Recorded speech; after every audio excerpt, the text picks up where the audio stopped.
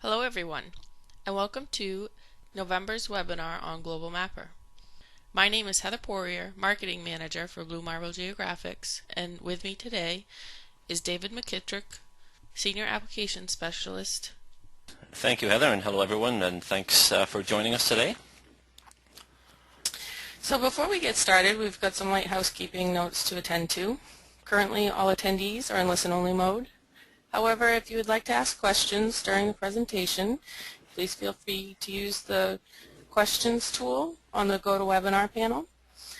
Our Blue Marble product specialists will try to answer all your questions as they are submitted, and David and I will also address any outstanding questions at the end of the presentation.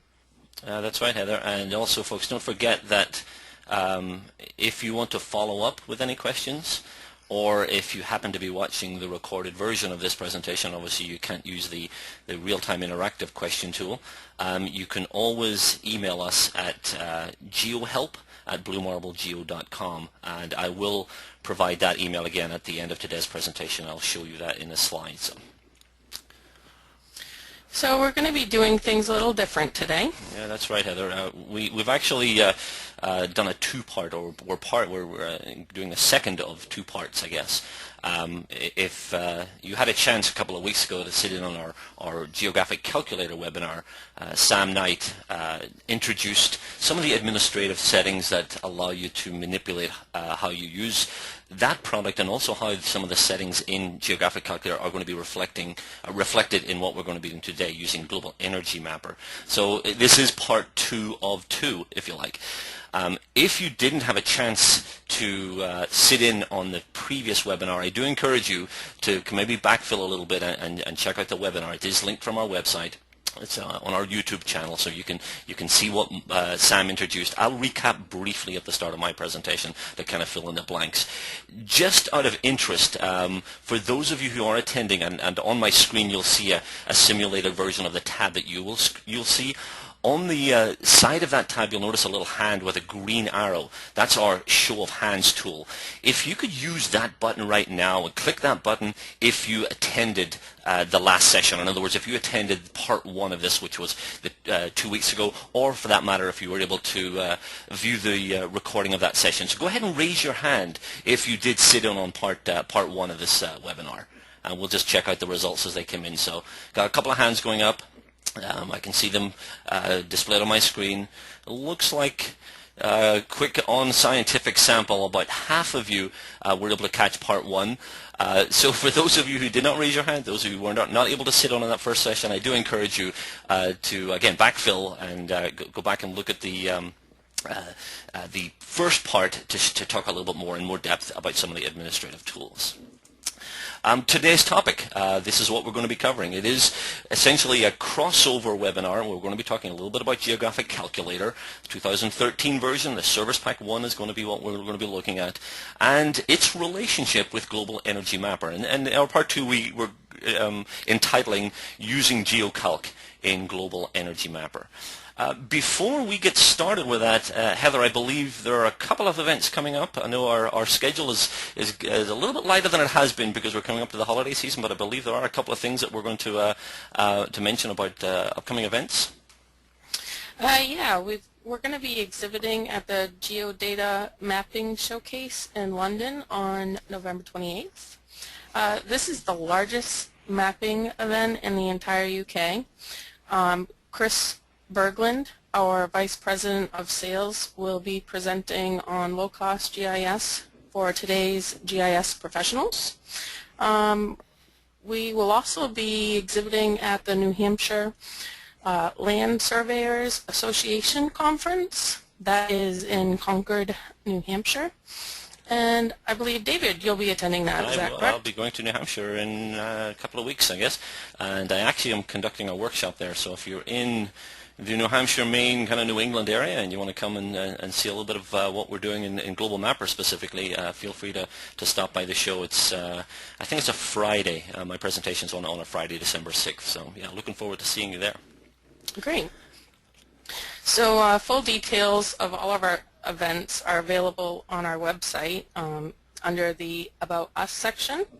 you can check all the information out there. Yeah, that's right, and that link is actually on the screen right now as well. You'll see Blue Marble Geo About Us and the Events tab, but you can obviously go to our website and navigate through the menus and find that information. And I promise you, going into the new year, we're looking at our schedule ramping up again, and we will be getting on the road. We'll be doing trainings. We will be going to specific conferences. So please, if you have an opportunity, we'd love to be able to see you in person and have you stop by and meet with us at one of those events. So let's take a look at what we're going to be doing today. This is kind of a high-level agenda, if you like. We're first going to address the question, what exactly is GeoCalc? We're going to be using that term throughout the course of today's presentation. So we'll try to define that and give you an idea as to what exactly this is, what we're kind of introducing in this webinar. I will spend a little bit of time recapping some of the relevant admin settings that are in Geographic Calculator that would be appropriate for the presentation as we're going to be going forward today. Certainly not to the same level of detail that Sam did last month and again, last webinar, which was 2 weeks ago. We'll recap very briefly. We will introduce Global Energy Mapper. My assumption today is that there are going to be those who have joined us who are new to the Global Mapper platform and maybe new to this application.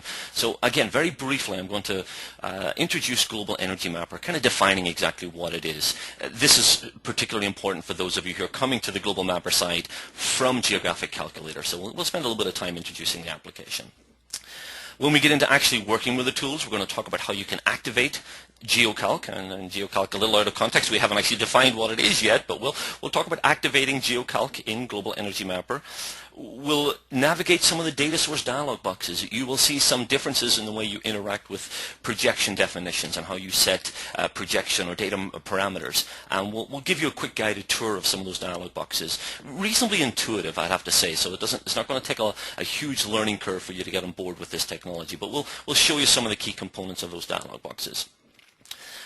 We are going to show you some examples in using GeoCalc to manage projection functions. I've got a couple of little workflows we're going to go through with some sample data sets so we can see exactly how this is going to work in the context of Global Energy Mapper, I should say. So my next slide asks the question, what is GeoCalc Mode? What are we talking about here? Well, at a high level, GeoCalc is essentially the integration of key functionality from the two major components of Blue Marble's software platforms, which is essentially Geographic Calculator and Global Energy Mapper. Now, when those two products came together, in a sense, about 2 years ago, questions were asked as to how they're going to integrate, how they're going to play with each other. Well, this is the coming together part where we're actually bringing the best of Geographic Calculator, integrating it into the best of Global Mapper. So you get the strength of projection management of Calculator, the format support, the analysis, the visualization that comes with Global Energy Mapper. So you're essentially getting the best of both worlds. It is an advanced projection management tool offering access to an unparalleled data set of coordinate systems, datum definitions and transformational algorithms, and much more, as you will see. The coordinate definitions by themselves number over 5,000. So we're really opening up a whole new world of projection management within the framework of Global Energy Mapper. Now, I've got two definitions depending on which side of the fence you're coming from. For those of you who are Geographic Calculator users, and again, a special welcome to the Global Mapper side, if this is you, the benefit that GeoCalc brings is it provides access to a full suite of GIS analysis functions and visualization tools. So you can still use the same high-end projection management components, but you can now do that in the context of a robust desktop GIS application.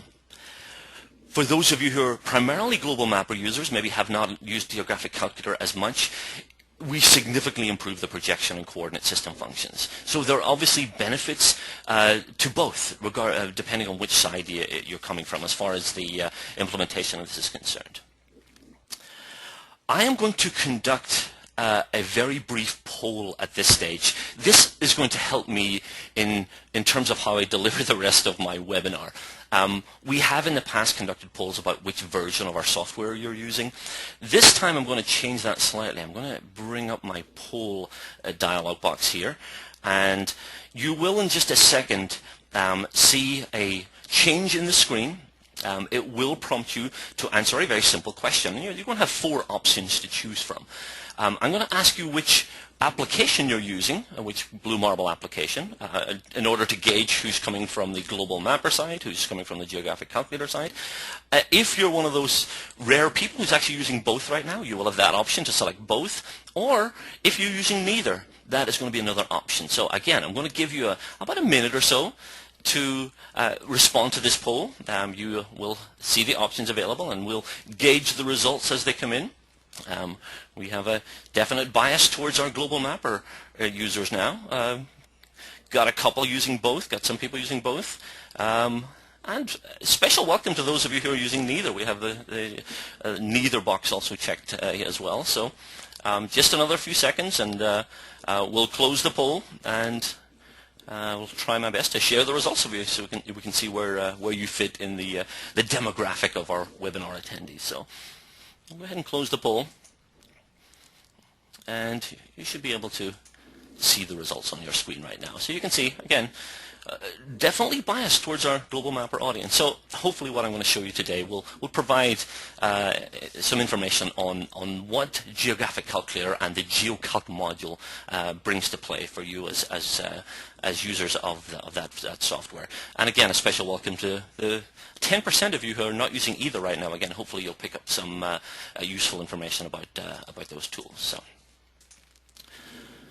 So let's switch our view right now, and I'm actually going to load up the Geographic Calculator application. You'll see that icon right, or that introductory dialog box right on my screen.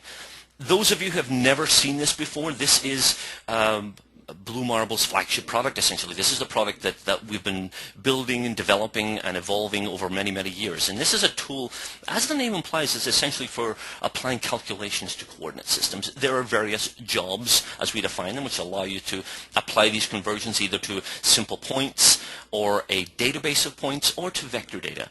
The basic structure of the software allows you to define an input system and an output system, and then, if necessary, a transformation method. Now, superficially, the interface itself is fairly intuitive. There's not a great deal of complexity to the way it's laid out. The strength of this application and what defines it is under the hood. And in my menu, you'll see data source. I'm not actually going to go any deeper into this right now. You can backfill to Sam's webinar to get some more details as to what's included in here. But basically, this is a window into all of the definitions that are included in the software, the coordinate system definitions, the datum transformation definitions, even down to things like units of measurement definitions. We all assume a foot is a foot is a foot, but you'll find when you go into some of the specific definitions used in different parts of the world, there are slight variations on how a foot is defined. We support a vast array of definitions, as you can see.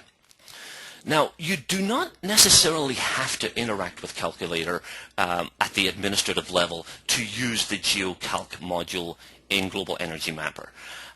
However, we do encourage you to consider doing some filtering, applying some limitations, if you like, to what's selectable within the software.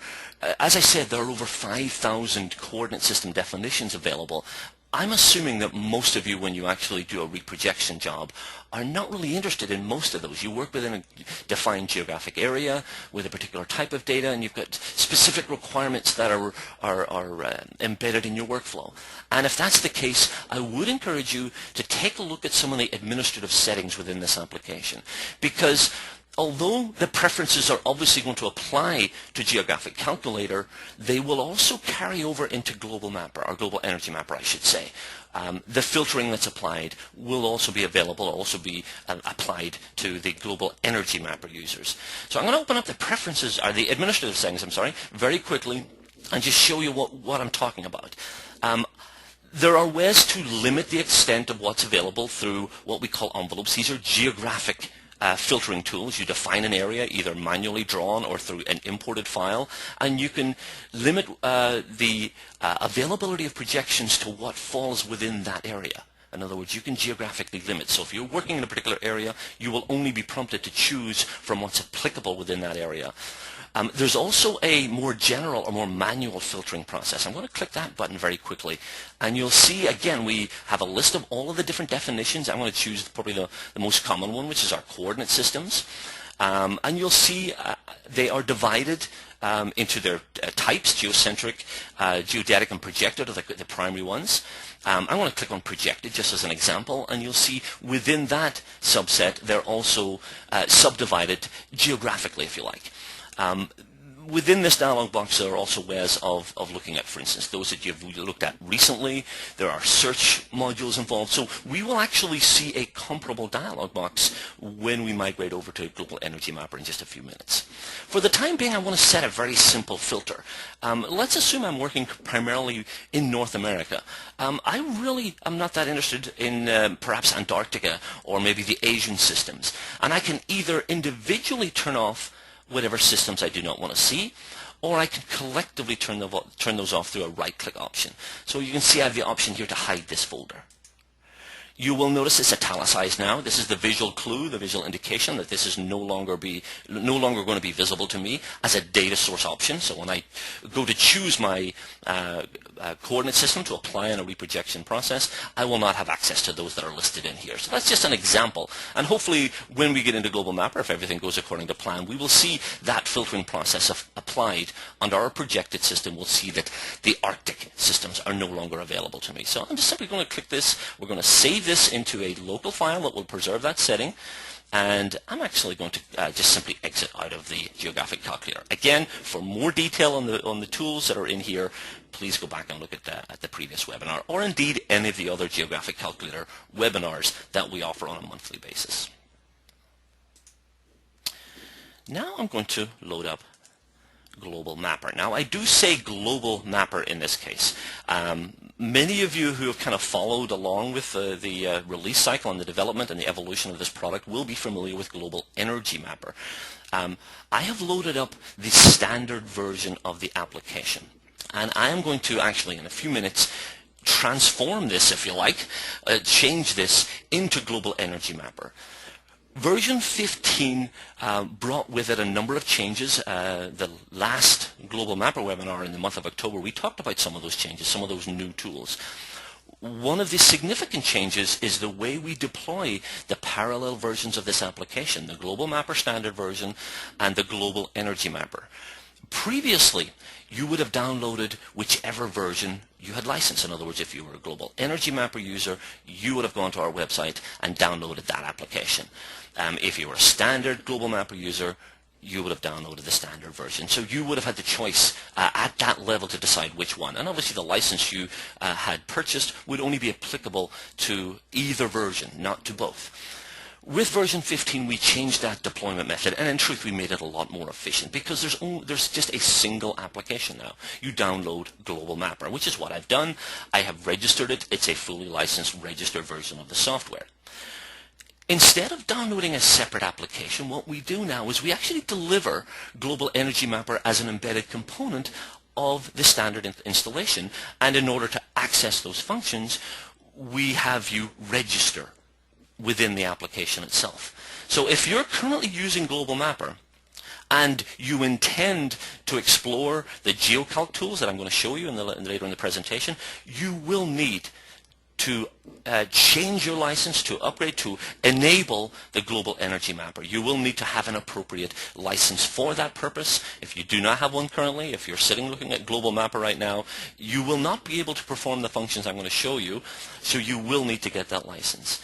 So from my Help menu, I'm going to go to our brand new Module Extension License Manager component. This window, again, it's a kind of something that's evolving as we go forward. We'll be adding to the functionality that's available in here. We can enable extensions, which again is new for version 15. If you haven't upgraded to 15 yet, you'll notice we now have a couple of extensions in here. An overview extension gives you an overview map. We have a coast extension, which is an application we developed for analyzing coastal flooding and the financial impact of that. So those are a couple of extensions we've added. But to the left, we have our module manager.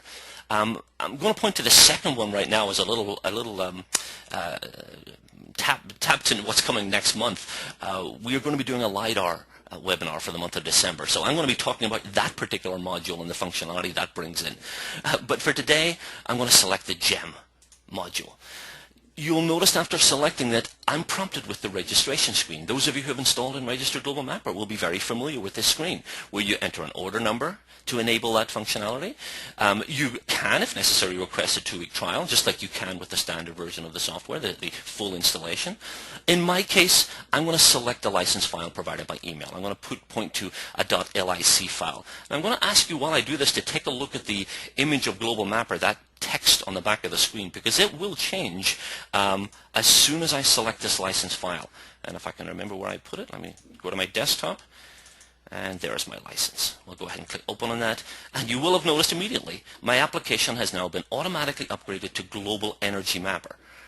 So in order to perform the functions I'm going to show you, as I've said, you will need to go along those steps. If you do not have a Global Energy Mapper license, it will not work. It will not upgrade you. You need to contact our sales folks. I'll give you an email address at the end of the presentation that will allow you to contact them to get on board with Global Energy Mapper. Now, before we continue, I'm going to go back to my PowerPoint just briefly, because based on the show of hands that we saw before, there are a number of you who do not currently use Global Energy Mapper, whether you're using the standard version perhaps, or for those of you coming from the calculator side. Let me give you a very brief overview of what exactly Global Energy Mapper is, and this is at a very high level. It's an enhanced version of our standard desktop GIS application, which is Global Mapper. It was developed initially in partnership with a company called Spatial Energy, and it provides several unique features and functions that have been added and designed specifically for use in oil and gas applications. That's the way we define it, but in truth, some of the functions that we've added are actually applicable to a wider variety of users. I'll show you some of those in just a second very briefly. What are the differences between the standard version and what we call GEM, GM and GEM? Well, first of all, it is worth noting that GEM includes everything you get in the standard version. You're not losing anything by making that transition. There's no compromise here. You're going to get all of the tools in the standard version. We do provide direct access to some of Spatial Energy's on-demand data sets. So if you have a subscription to Spatial On Demand, you can access that directly using the Energy version, the Global Energy Mapper application. We have a templating tool. Essentially, we would define it as a pad placement tool that allows you to position well pads or any other structural feature at a manually selected location, whether by be selected on the map or selected by entering some coordinate values. It allows you to replicate a structure at a particular location. Again, designed for oil and gas applications, but applicable in a wide range of uses. Perhaps the most powerful function that differentiates the two platforms is our terrain flattening. We have developed a very, very powerful tool for not only developing a modified terrain surface, but also calculating the applicable volumes that would be required for flattening those surfaces. And finally, we've got a number of pre-formatted oil and gas symbols. Basically, we put symbology in there that would reflect those of you in the oil and gas industry that need to place point data right on the map.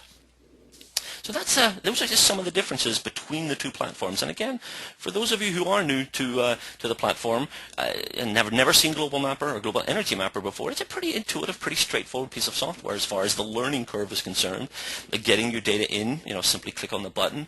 We even provide some sample data you can load up there to see.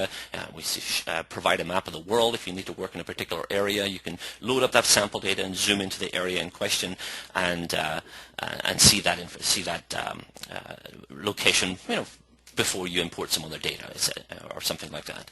There are a number of analysis tools in here. One of the defining characteristics of the platform is its ability to support a wide variety of data sets. So if you're coming from GeoGraphic Calculator, Global Energy Mapper opens up the ability to import almost, I think, over 250 file formats. So you can apply the same transformation algorithms to a much broader array of data. So let's take a look at the GeoCalc function itself, the GeoCalc mode, if you like, within Global Energy Mapper. Now, out of the box, you do get those functions, you get those enhanced functions, but right now, Global Energy Mapper is not going to be talking to the GeoCalc mode. It does not automatically connect by default. So we need to apply a setting for that to happen.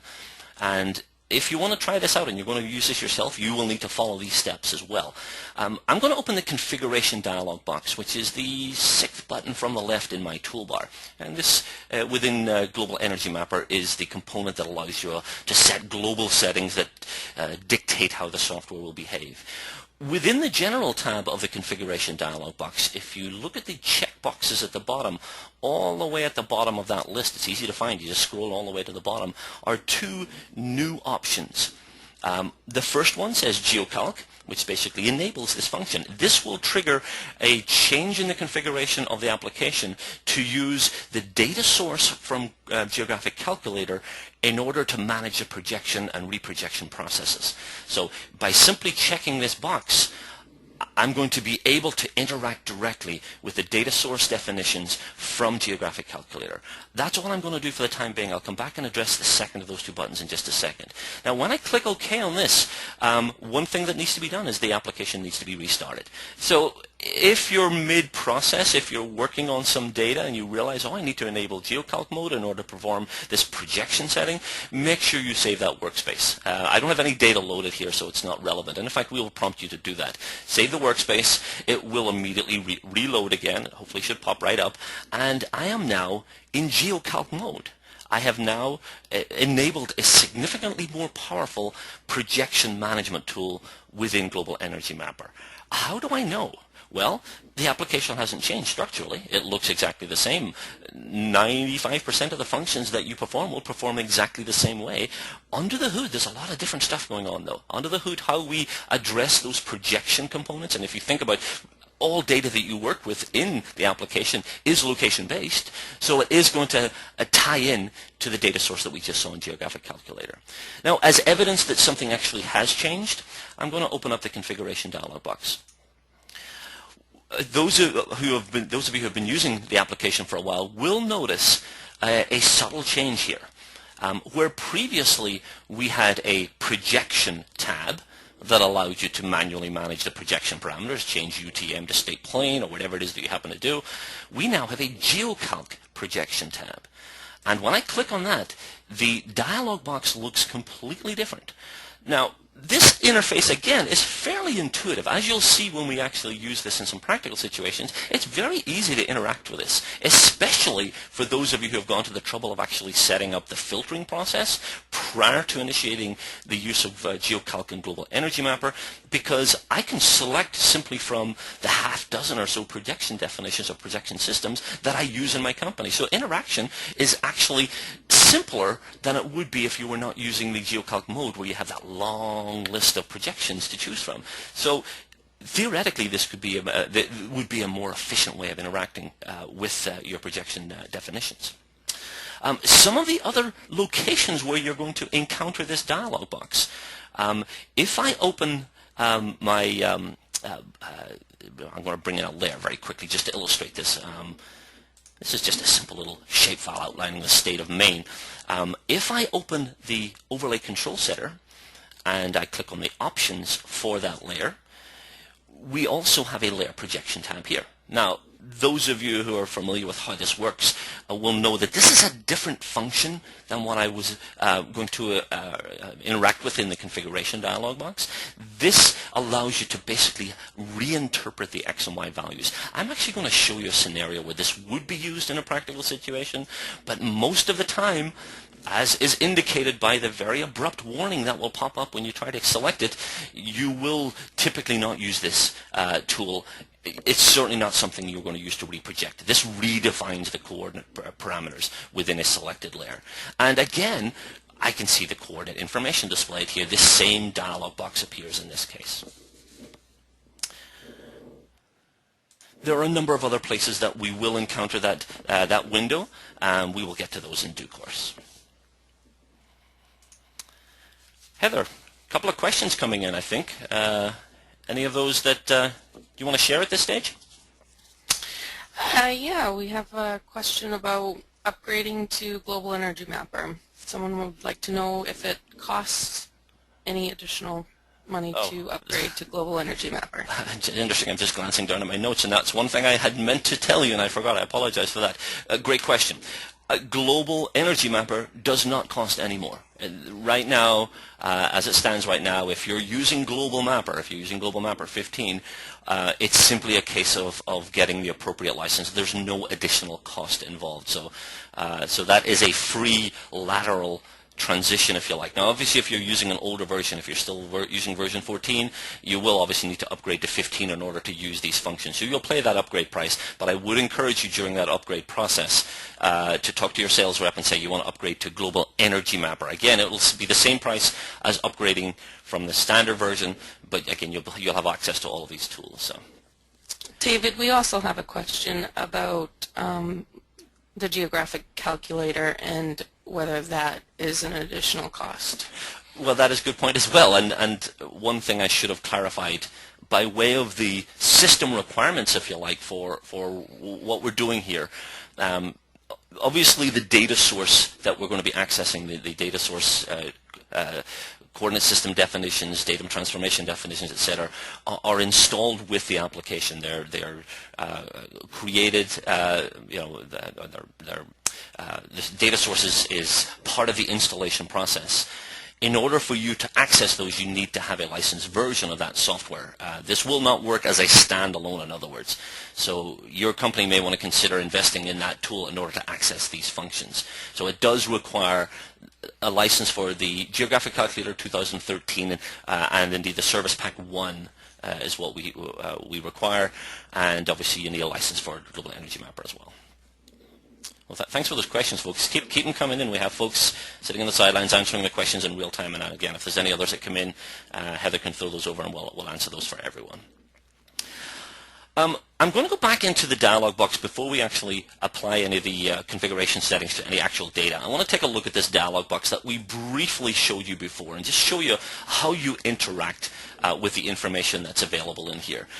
In this case, the projection parameters that are displayed on my configuration dialog box are directly inherited from the file that I imported. The outline of this data main, this simple little shapefile, is a reference to WGS84. It's a geodetic projection, latitude and longitude essentially. So I can see that confirmed right here. As we'll see in a few minutes, I can change that. This dialog box is where I will go to reproject this layer into another system. I can also see some detailed information for each of these projection components, the coordinate system, the datum that's being used, the units of measure. I'm not dealing with any vertical data right now. I will a little bit later, but we would also have access to those that vertical information as well. Let me go ahead and click the info button just for this system right here, and you'll see a dialog box will pop up that confirms that the definition. Its envelope in this case is the world. Basically, this is the geographic extent of where this is applicable. If you're dealing with a localized system, that will obviously be reflected in that envelope. The envelope is something you can create yourself in Geographic Calculator. Point style, datum are listed here, and some identification information. And Sam had mentioned this last week as well, where different organizations, different entities have defined the identity of these based on their own coding system. One that I'm going to point out, which we'll actually be addressing later, is the EPSG code for this system, the European Petroleum Survey Group. Extensive database of projection, coordinate system, datum definitions, and if you have access to the EPSG codes, you can actually initiate a reprojection simply by entering the appropriate code, as we will do just a little bit later. So this dialog box you will see in various forms depending on which of the components of your projection you have selected. My horizontal datum, in this case, again, ellipsoid is WGS84 ellipsoid, prime meridian is the Greenwich meridian, and again, identification. And if applicable, we also include some remarks about this particular component of the projection. The process of altering any of these, the process of changing them, is simply a case of clicking the little button with the ellipse. So I am actually going to close this for the time being. I'm going to unload my data, wipe the slate clean. I'm going to bring in a different file because it has a different native projection. We're going to work with that data first of all. So main towns, it's going to cover the same area. And The initial confirmation of the projection of this data, obviously I didn't have any means or any need to define the X and Y values and what system they represented. There was an accompanying projection file with this shapefile that had that information. Global Mapper, Global Energy Mapper read that automatically. I can see at the bottom of my screen that this particular file is a state plane coordinate system. The zone is Maine West, and it's referenced to the North American datum 1927. So the first workflow that we're going to follow here is we're going to reproject this into UTM, and we're going to bring it up to WGS 84. So once again, just to remind you where the two components of the projection management reside, just to make sure we avoid any confusion, I can go to the specific layer by opening my Overlay Control Center and click Options and choose Layer Projection. There are a lot of people that assume this is how I would essentially reproject this layer. It's not. As I showed you before, we do warn you against trying to reproject using this function. This tool essentially reinterprets the X and Y values. And by the way, we do have a dialog that says don't show again, or a checkbox. It doesn't work. We will always show you this warning because it's extremely important that you understand what you're about to do here. So this is not what we want to do. We don't want to make any change here. In this case, instead, we go to the configuration dialog box. And the configuration dialog box, as we saw previously, including the GeoCalc Projection tab, inherits the projection parameters from that layer. Assuming there are no other layers involved, in other words, assuming I hadn't predefined a different projection, this will be the projection for the layer I just imported. And the process of changing this is simply a case of clicking this little ellipse button, as I mentioned before. Now, in this case, we're going to change it to a UTM projection. Here is the dialog box, or a version of the dialog box that we had seen previously when we launched the Geographic Calculator. It is essentially the same window into the same data source. It's the same information. And as I mentioned earlier, this is an extensive list of projection parameters. I have not applied any filtering whatsoever to, well, let me take that back. I actually did in preparation for what we're about to show you. If you recall, in my filtering, I decided to remove the Arctic, and indeed I had previously removed the Antarctic definitions as well. They're not visible here, and nor should they be. That's the filtering that I had applied at the administrative level. And again, in the real world, if you want to use this tool, you'll want to really pare down what you have access to make the selection process very, very straightforward, very simple. But my list of available coordinate systems is still very extensive. What I want to reproject to in this case is UTM, and you'll see we've actually assigned an entire subcategory for UTM, given the importance of this system and given the fact that it's used so frequently. And even below that menu, you'll see various geographic subsets of our UTM projection. We've elevated WGS 84 to the top of that list again because it is by far the most common implementation of this system. I have all of the zones, both north and south, listed here. For a selected zone, I'm just going to choose one at random. I can choose the info button here and get detailed information about that particular system. In my case, I have the central meridian, the false easting, as we know is our 500,000 meters to the west of the central meridian. False northing as well is included in here. It's a southern hemisphere zone, and identification information as well. So if I wanted to simply activate this selected zone by using a code, there's my EPSG code right there. In our case, and just because I know what I'm reprojecting it to, I'm going to select the Zone 19 North, which covers the state of Maine. This, by the way, if I select it once, will also be available to me in my recent list. From my recent list, you'll see, based on the several handful of systems that I've selected, I do have UTM Zone 19 included here as well. So I can select it, I'll click OK at this level, either one would have been fine, and because I didn't have the coordinate transformation process automatically select the most accurate transformation method, and because I'm transforming my datum from NAD 27 to WGS 84, I'm also going to have to select a transformation process. Now, I'm showing you this dialog box in this context. ordinarily, and for most applications, you can automate this procedure by allowing the application to automatically choose the most accurate. But for the time being, I'm just showing you the way that we can interact with this dialog box. You'll notice an accuracy variable here. The accuracy is in meters in terms of the precision of the transformation. I have an accurate transformation method, but the envelope is Canada because we're Maine. We're obviously within the confines of that. I don't want to use that one. I'm going to use my continental US, including the EEZ area around the US as well. So I'll choose that transformation process, and we will apply this and keep the window open temporarily, and you'll see a minor modification as to how that's represented. Now, this is a key distinction between interacting with data exclusively in the calculator and interacting with data in Global Energy Mapper. I can instantly see the visible change that was applied to my data. Now, there is a viewer within Calculator that will allow you to do the same, but I can see that in real time. I can actually see the consequences of my reprojection. And indeed, if you choose something that's incorrect, you can often get a visual cue that the selection you made is inaccurate. I'm going to show you that in just a few minutes. Also, you'll see a summary of what we've just done. We converted our shapefile from NAD27 through a coordinate transformation. I can't see the entire details here. We could scroll back and forward in those columns and see what exactly I had done in this case. And we simply click OK. Now the projection that's assigned not only to this layer, obviously we only have one in place, but any additional layers that I may have imported, maybe an imagery layer, some elevation, some digitized features I had drawn, all of those layers would have inherited the UTM projection that I just assigned. I could then export to whatever supported format I wanted, and it would retain and inherit those projection parameters. So that is a very basic and very simple way that you can interact with that GeoCalc projection mode within Global Energy Mapper. I'm going to show you a slightly different one here. I'm going to unload my data.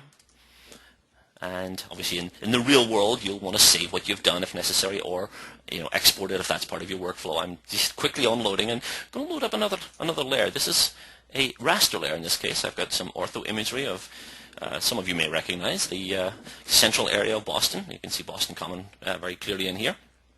And again, we can confirm our projection parameters at the bottom of this window. UTM zone 19 is what was inherited from the file. That was in the header information for this particular file, which is a JPEG 2000 file. If you want further confirmation of that, you can, by the way, opt not to display this status bar, we call it, at the bottom of the screen. So obviously you wouldn't see that if it wasn't displayed. You can also go to the metadata. The metadata for a selected layer will reflect the projection that was natively in there. And once again, here's the same dialog box as before, displaying that it's a UTM Zone 19 WGS 84 file. No vertical information embedded in here, so those are not applicable. You will notice within this dialog box, although it's the same structure, the ellipse button is grayed out. I can't make any change to this. This is just simply for display only. This metadata window allows me to see the projection parameters. I can go to the same level of getting information about that particular system, but I can't make any edits in here. Now in this case, I'm going to reproject this image to a state plane coordinate system. Going to my configuration dialog box, GeoCalc Projection, still selected, and click my ellipse button. Now in this case I'm going to use a different approach. By the way, you'll notice when you go into this dialog box, it will automatically highlight and select the current system, the current coordinate system. As you can see, there's UTM Zone 19. Just as a workflow suggestion, if you're going to perform the action that I'm going to perform, you'll need to deselect that essentially. I'm going to go all the way to the top and choose my coordinate systems at the highest level, because I'm going to conduct a search in this case.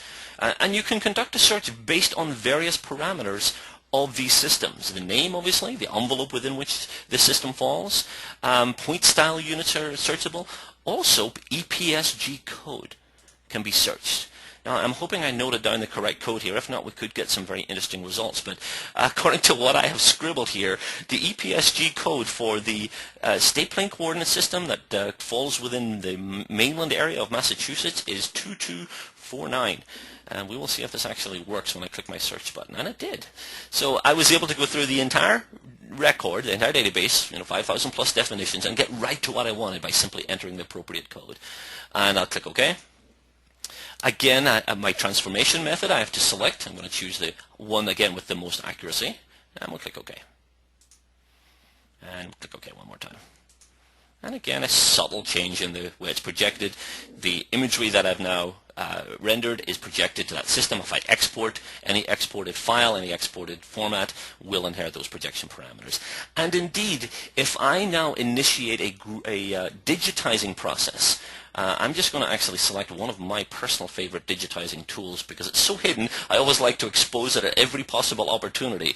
With my digitizer selected, and I right-click, I have the option to create what we call a rotated rectangle, a 3-point draw rectangle. This is a really useful tool. If you're trying to outline, for instance, building footprints, it allows you to very accurately draw rectangular areas using, as you'll see, a 3-point draw. But any digitized functions, any digitized features that I now create and export in vector format would also inherit the state plane coordinate system. So how does this tool work, by the way? Click once, click twice to define one line of my rectangle, click a third time, and I'll just right-click to finish. Oops, no, sorry, left-click to finish. I'll try that one more time. Go back into the same tool again. So used to right-clicking to finish. It's actually 3 left clicks, and it creates that feature for me. Now, the reason I do this in this case is to show another function. If we have reprojected this image, we only want a small section, we can crop it down. We have cropping options. Either I can crop it in the application itself. I'll just do that so we can see the end result of that process. Or we can crop it down during export. So kind of defining the reprojection within the context of a broader workflow, if you like. But the point here is if you're digitizing, you're using the digitizer to create those vector features, those features will inherit the projection I've selected as well. I have to make sure I keep an eye on the watch here to make sure we're not running out of time. A couple more scenarios I want to show you. Let me once again wipe the slate clean. And I'm going to bring in a point file. This is basically an ASCII file, and I was going to take the time to preview the file to show you what it looks like. In the interest of time, you'll have to take my word for it. It's basically a set of X and Y values in a tabular form. So I'm going to go to the File menu. This time I'm not going to open the file using the standard mechanism. I'm actually going to point to specifically opening a generic ASCII text file. The file I'm going to be working with is called Kennebec County. It's as I said, a simple text file, and this is actually a series of points that define the boundary of this particular county. And we'll go ahead and click Open. This is our standard ASCII import dialog box. Those of you who've used Global Mapper will likely be familiar with this. A couple of the settings I want to apply here. I'm going to be defining this area, this series of points, as an area. So I want to make sure it's not just points, but actually connected points. And I also want to make sure that it does close that area for me. The final coordinate and the first coordinate are the same, so it will create an area feature, or a polygon in this case.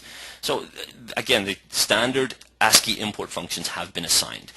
Now, one thing to note is Global Energy Mapper does not know what the X and Y values are. As with any ASCII import process, the next dialog box that I encounter is going to ask me to define those. And once again, we're going to be defining the projection parameters based on this dialog box, the same dialog box as before. And again, I'm going to make sure I get this correct. This time I'm going to cheat just a little bit because I know I've selected this recently. I go to Recent, and I choose UTM. I want to choose Zone 18. Now, I say that with a strange tone here because you'll see this is actually incorrect. We'll go ahead and bring in the file anyway, and we'll click OK. Now, if I bring in my previous layer defining the extent of the state of Maine, you'll notice I kind of messed up. The projection parameters that I established were not right. I inadvertently chose Zone 18 when we know the county that I defined is actually within the bounds of the state. I bring this up for a reason. This is one case where you can redefine the projection parameters and reinterpret what those values are. So I'm going to select the layer in the Overlay Control Center. I'm going to select my options. And I'm going to go to the layer projection, ignoring all the warnings, because we know this is right this time. It will again tell me that it's UTM Zone 18. I know I made a mistake. It should be 19. This is where I can make that change. And I just choose its neighbor here to the 19 north, click OK, and click OK one more time, and it moves right into where it should be. So that is a case where the dialog box that I tell you usually not to go to can be useful to reinterpret the values. Again, hopefully you've seen why you will not simply use this to reproject, because it will physically move the features in that layer to a new location based on the reinterpretation of those X and Y values. We are going to talk in a different dimension now. Specifically, we're going to introduce the ability that we have now within the application to work with vertical datums. I'm going to import some LiDAR data for this purpose. I have a very small little sample LiDAR data set. It's a small area just to the north of where we're sitting right now. I'm just going to use the default settings to bring in the point cloud. And again, you'll see that rendered on the screen. Before I do this, by the way, I want to show you one other component of the configuration dialog box that I referred to earlier but did not actually address. Back in the General tab, where we previously enabled our GeoCalc projection management tool, which, by the way, can be disabled on an as-needed basis. If you want to go back to the default global mapper projection management functions, you can certainly deselect this at any time.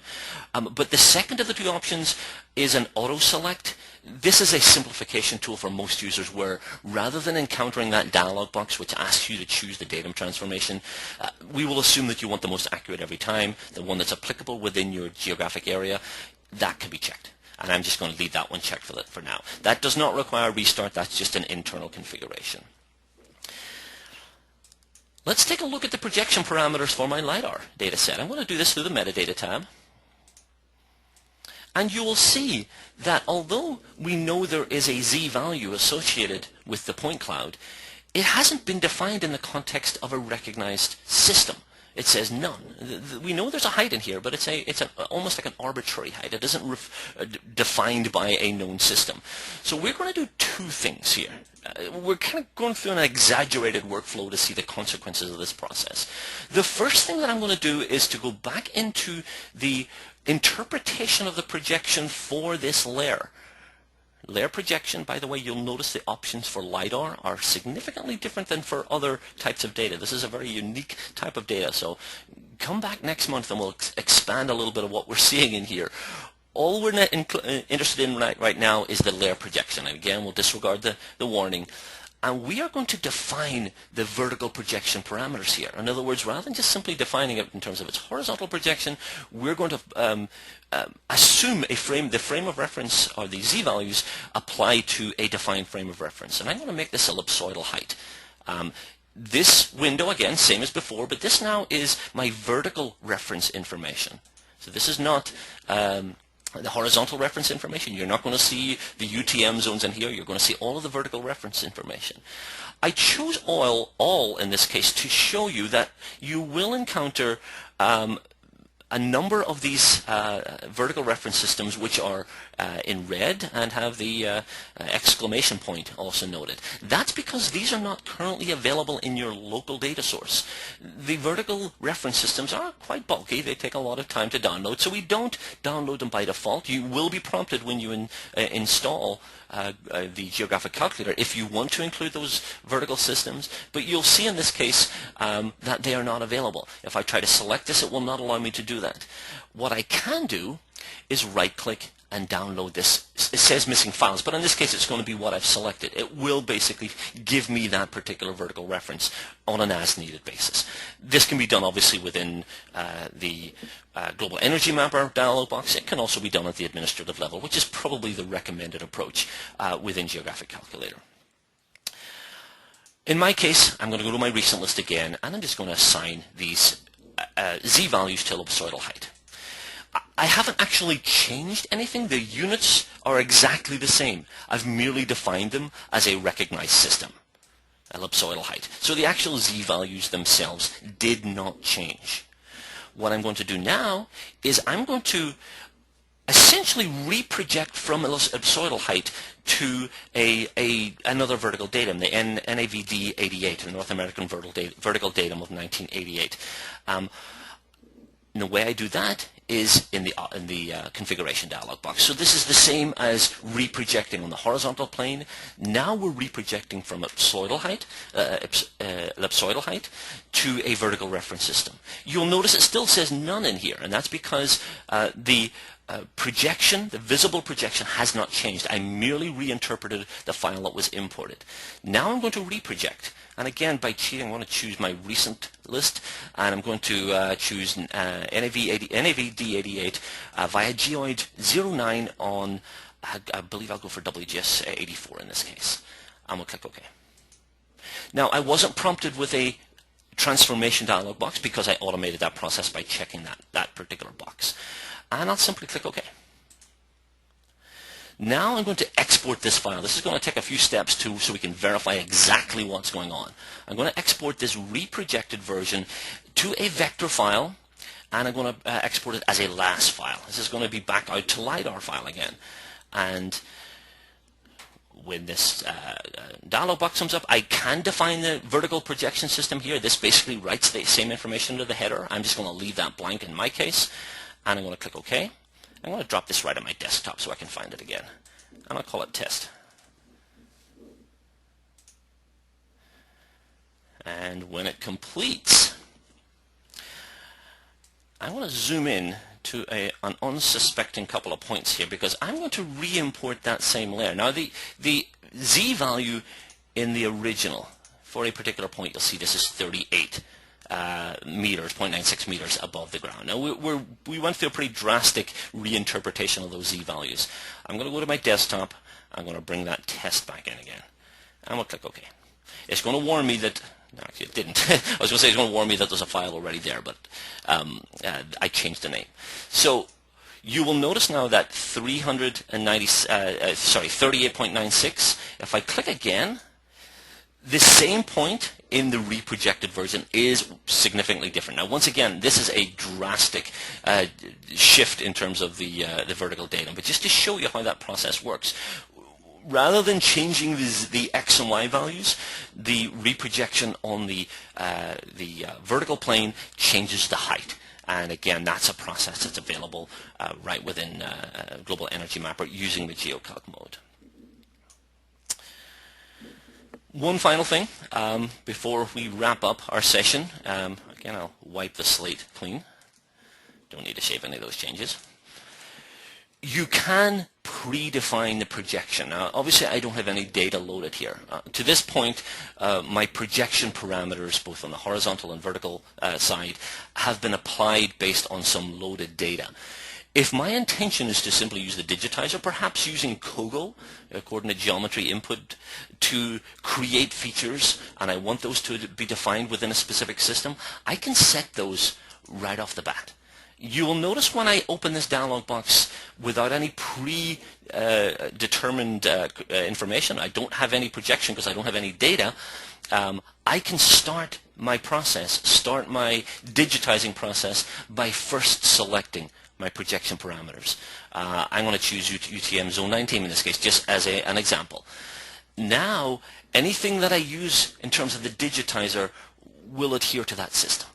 So I can use any of these tools, including, as I mentioned, my COGO, which allows me to define a feature based on its known dimensions. So I don't have to have the projection information defined by a file.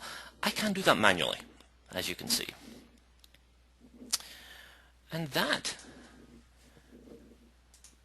wraps up a quick demonstration of some of the functionality that is enabled by GeoCalc mode within Global Energy Mapper. Let me bring back my PowerPoint once again, and we'll wrap up briefly. Heather, any other questions that come in that in the couple of minutes that remain we could address? Yeah, we have a couple people that mentioned that they don't see the download for Global Energy Mapper on our website. Yeah, that again, those probably are people who have gone there for to download that with previous versions, version 14 and previous. You would have seen separate applications. Just to clarify, there's only one Global Mapper now. You download Global Mapper, and using the from the help menu, using the module licensing tool, or the module extension manager, I think is what it's called, that's where you're going to enter your GEM license, either through your order number or through a file that perhaps we send you, or indeed a 2-week trial. Like any other components of the software, you can try this out for a couple of weeks and see if it works. So yes, there will be no Global Energy Mapper specific download from our website. And as our final question, we have someone that would like to know, if I add a custom coordinate system into Geographic Calculator, can I also use it in Global Mapper? And do I need to keep a licensed version of the Geographic Calculator on every computer? Well, a long question. 2 parts. So the first question is yes. If you recall, I didn't go to the kind of upper level of that dialog box where we were selecting the projection information, but you'll notice that there's a custom data source. Basically, that's the data source that allows you to create your own systems. So for instance, if you've created a localized fitted system, that will be part of the data source. That will also be accessible within Global Energy Mapper. So yes, the answer to the question is yes. The second part, you do need to have that licensed version of Geographic Calculator on the same machine. In other words, you can't temporarily install, get GeoCalc set up, and not continue the use of Geographic Calculator. That needs to be licensed in order for you to perform these functions. And it allows you the opportunity to go into Calculator to perform, very rudimentary point database conversions, or to use the Global Energy Mapper approach for perhaps more obscure files, perhaps, or just for that visual context as well. Any other questions? No, that does it for our questions. I just want to mention that, as David already mentioned, we have our next webinar coming up in December. It'll be on LiDAR processing and Global Mapper.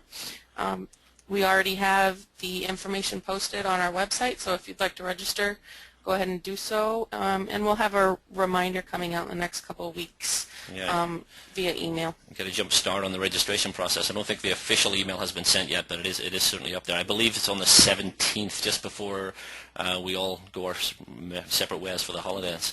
As I promised at the start of the presentation, I have got some information on the screen right now that will hopefully be useful to you if you're considering upgrading our GM orders right there in the middle, GM orders, bluemarblegeo.com. Contact the folks downstairs in the building here, and they'll help you transition from Global Mapper to Global Energy Mapper, or even to take a trial run at the calculator if that's something you want to do as well, to see if this is going to work for you and your company. Our support guys, if we haven't answered your question today, if there's any outstanding issues, we're always going to be available to answer your support questions. We try to get a response as quickly as possible. And if you're completely new, there were 10% of you who had not even touched either application, and again, a special welcome for you. You can download these applications and initiate a trial. It's a 2-week trial process. Contact us at any time during that trial if you have questions. If there's some type of data that you want to work with that's not available, let us know, and we'll try to work with you to get that up to speed. So. And one final thing, we do, as I think I mentioned at the start of the presentation, we do record these webinars. This recording will be posted on our website. Hopefully within the next couple of days we'll get it up there, and you can fill in, I guess, or go back and review it, or fill in any other parts that you missed. So thank you all for attending. Thanks for taking the time out of your day to attend our webinar today. Thank you, David. Thank you, everybody.